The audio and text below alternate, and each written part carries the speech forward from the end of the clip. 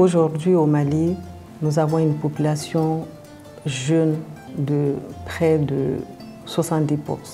60% de moins de 25 ans. 47% ont 15 ans. 49,7% sont des femmes. L'âge moyen aujourd'hui de la population est de 21,4%. Ce qui fait un taux de croissance annuelle de 3,3%. Dans une sphère où la jeunesse occupe une place de choix, la promotion de l'emploi apparaît comme une évidence. Le ministère de l'Entrepreneuriat national, de l'Emploi et de la formation professionnelle fait donc du développement sectoriel une priorité absolue en vue de mieux servir sa cible. Justement, en partant du constat sectoriel, l'Agence pour la promotion de l'emploi des jeunes, APEJ, s'affiche comme un portail ouvert sur les grandes initiatives de l'État sur l'employabilité des jeunes.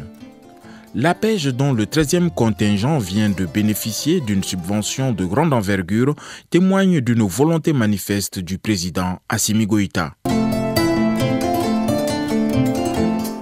Qui mise sur la jeunesse y met le prix. 1,130 milliard de francs CFA, cela semble être un pari à la hauteur du soulagement des 2500 jeunes diplômés retenus par l'Agence pour la promotion de l'emploi des jeunes, APEJ. Ce montant que le président de la transition met à la disposition de l'APEJ constitue un engagement prioritaire et personnel du chef de l'État à concrétiser sa lettre de cadrage, une directive qui met la jeunesse au cœur des préoccupations nationales.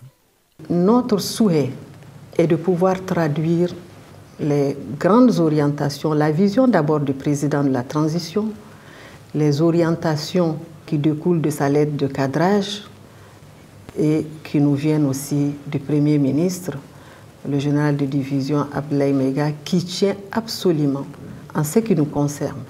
Mais nous, en tant que ministère chargé de ces questions, mais à l'ensemble des membres du gouvernement, à œuvrer à ce que ces instructions, ces orientations soient traduites en actes concrets. L'initiative qui cible les jeunes diplômés sans emploi leur offre une toute première expérience professionnelle dans le monde du travail, avec le statut de top profil pour les employeurs car c'est une rigoureuse sélection qui aboutit au choix du stagiaire. L'une des barrières pour l'emploi, c'est les questions d'expérience.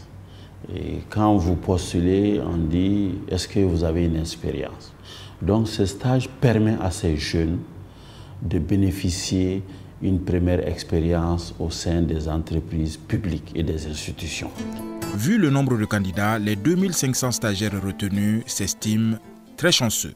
Nous sommes au nombre de 2500 jeunes sélectionnés parmi les plus de 24 000 stagiaires qui ont postulé. Dans un État où tout est prioritaire, consentir plus d'1 milliard de francs CFA en ces temps difficiles doit être un engagement à double face. C'est un montant important pour les stagiaires parce que c'est pour un peu leur transport. Certains stagiaires ont créé même leur petite activité à travers ces allocations-là. Donc ça les soulage énormément dans une période vraiment de crise que nous traversons. Les allocations nous ont vraiment permis de faire nos petits déplacements. Un jeune qui est à la recherche d'emploi, qui a un travail, la distance, faire des kilomètres pour aller au travail et retourner. Donc si vous n'avez pas rien, ce n'est pas du tout facile. Mais avec les allocations, on a pu vraiment tenir et puis faciliter nos déplacements. Le programme Emploi Jeunes fait aussi et surtout partie des vastes chantiers que le gouvernement de transition s'attelle à réadapter aux exigences du moment. Il est donc vital à ses yeux de préparer à ses frais et soins une masse critique de jeunes destinés au marché de l'emploi munis d'un minimum d'expérience. Et cela m'amène à vous dire qu'il n'y a pas que ce programme qui concerne les jeunes. Nous avons plusieurs structures et chacune de ces structures, chacune de ces directions, et nous avons aussi d'autres programmes, des projets-programmes, concourent vraiment à améliorer davantage l'accès des jeunes à l'emploi. Le FIER 2, ce projet va concerner 60 000 jeunes dont l'âge varie entre 15 et 40 ans.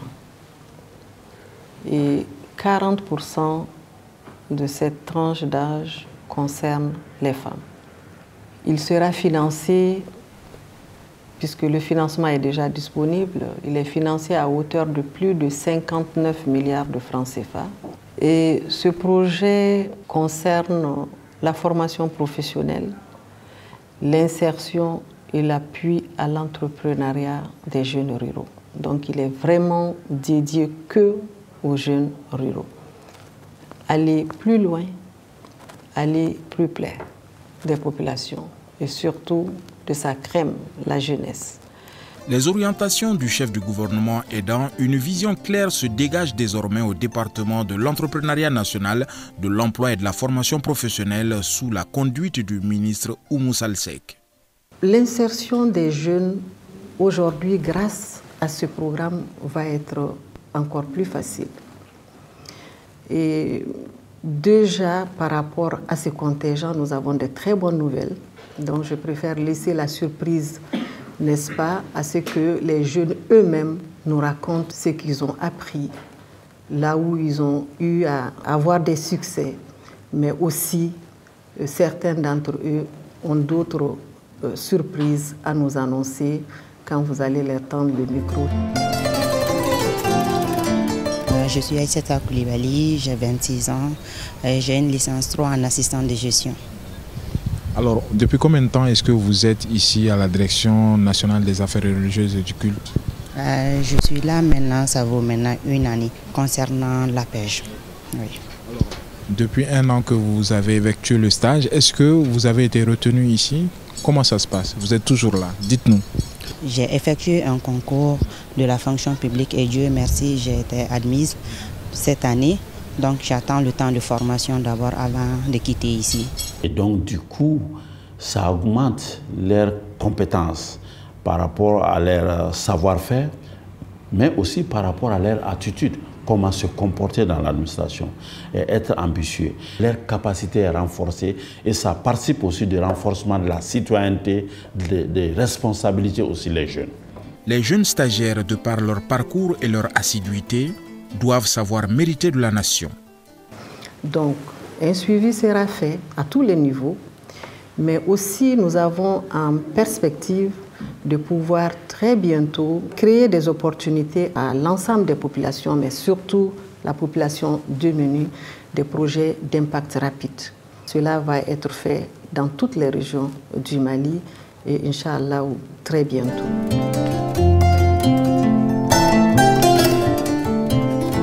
Dans le second volet sectoriel, l'Observatoire national de l'emploi et de la formation professionnelle ONEF, un organe de veille statistique permettant au département de l'emploi d'appréhender les défis en vue de dégager les orientations nécessaires à la prise de décision et à l'élaboration de projets et programmes les mieux adaptés aux jeunes demandeurs d'emploi. Avec l'arrivée du président de la transition, l'ONEF a bénéficié des ressources pérennes à travers l'adoption d'une loi qui affecte 0,07% de la cotisation à la charge des employeurs à l'ONEF. Donc l'acquisition effectivement de cette ressource importante a permis à l'ONEF d'éviter le licenciement massif de son personnel contractuel. Et également, elle a permis à l'ONEF de produire régulièrement des rapports sur le marché du travail, notamment le rapport national sur l'emploi qui analyse les principaux indicateurs du marché du travail chaque année. Donc ces rapports consacrent un chapitre entier à l'analyse des indicateurs du marché du travail concernant les jeunes. En plus de ces rapports, il faut reconnaître également que ces ressources nous ont permis, cette année surtout, de produire le rapport profil pays du travail décent, qui est un document très important. Donc ces documents analysent un peu l'évolution des indicateurs du travail décent au cours des 10 dernières années.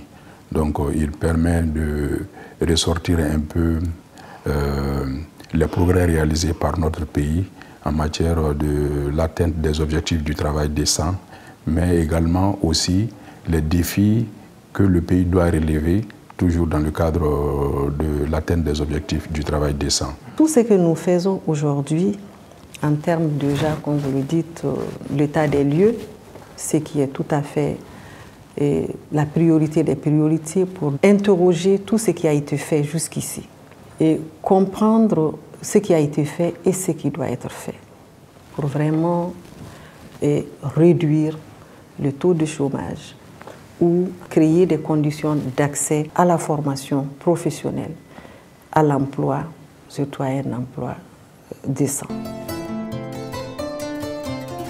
S'il y a un service à qui profitent les chiffres de l'ONEF, c'est bien l'Agence nationale de l'emploi. Ici, les grandes réformes sont en cours.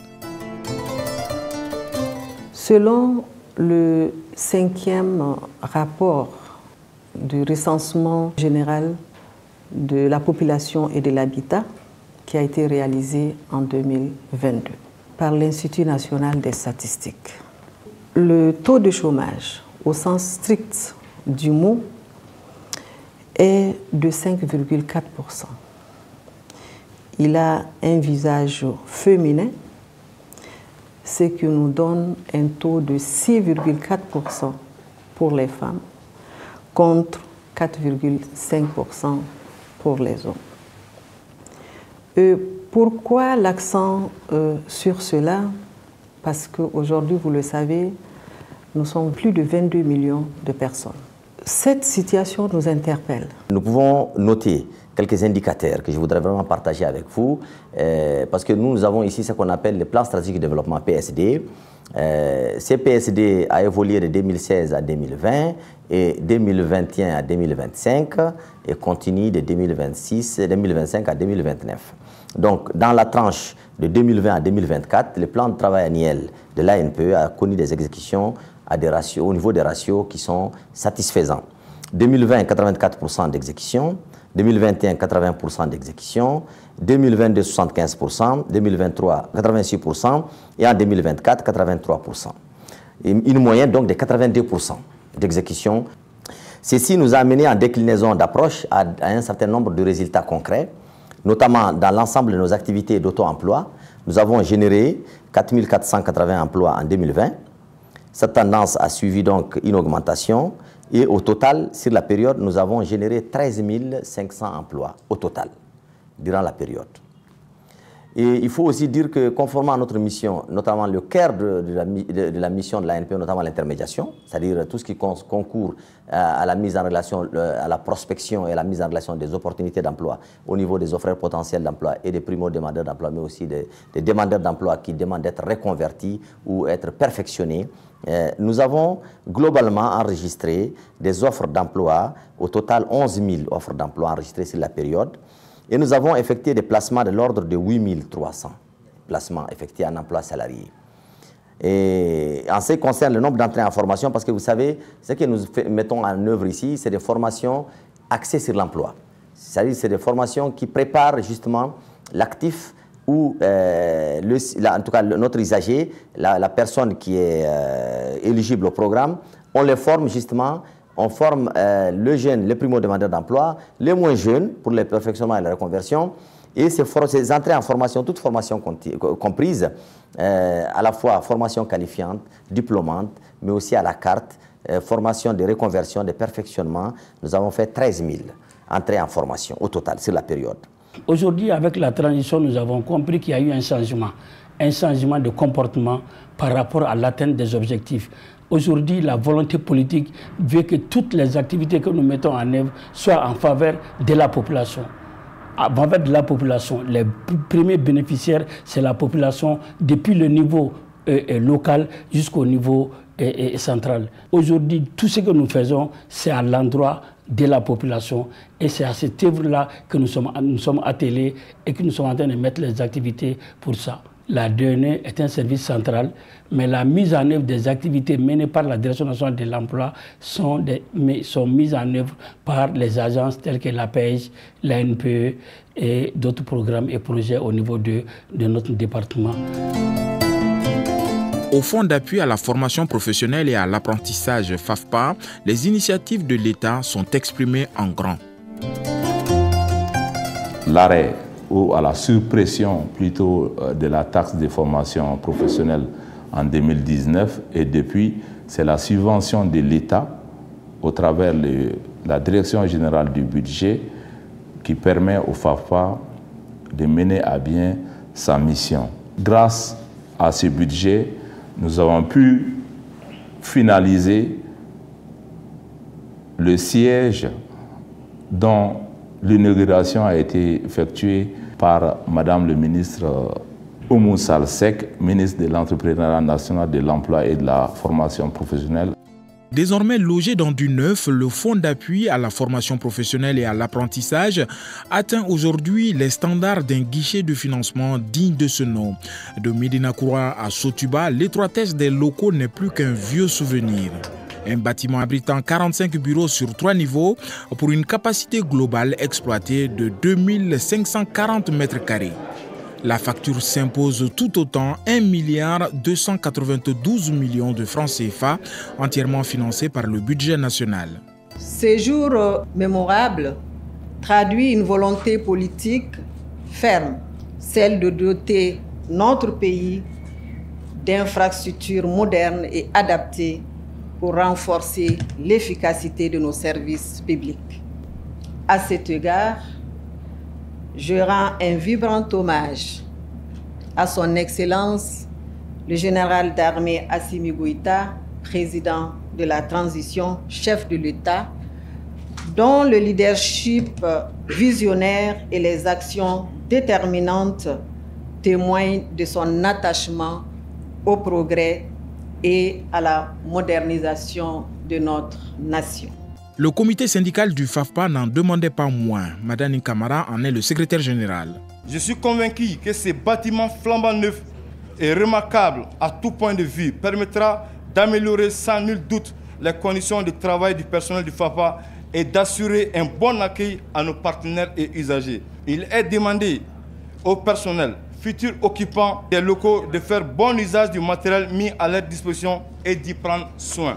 Il a donc fallu attendre plus de 10 ans pour voir les travaux aboutir. Ce siège du FAFPA est un symbole de transformation et d'excellence. Il reflète notre ambition collective de bâtir un système de formation professionnelle adapté aux défis du XXIe siècle et de préparer notre jeunesse à contribuer activement au développement économique, social du Mali. En ce lieu, des solutions concrètes et innovantes naîtront pour répondre aux besoins du marché du travail et pour offrir à nos jeunes des opportunités de carrière solides et durables.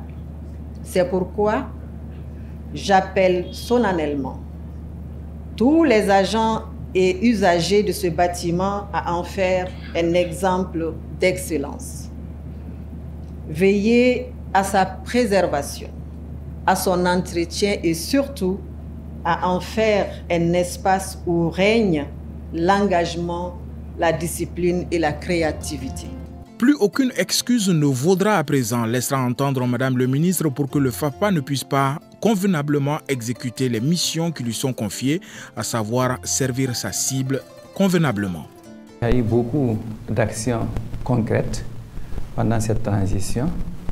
On peut dire que nous avons formé à travers nos centres de formation professionnelle plus de 4000 jeunes dans plusieurs corps de métiers.